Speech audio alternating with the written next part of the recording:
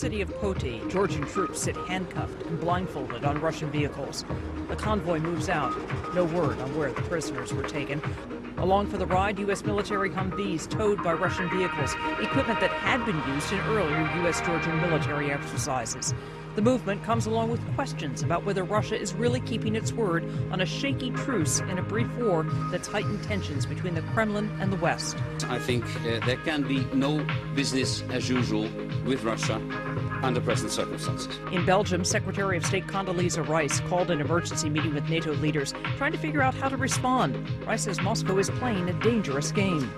That this alliance, NATO, having come so far after the end of the Cold War and the collapse of the Soviet Union in achieving a Europe that is whole, free, and at peace, is not going to permit a new line to be drawn in Europe.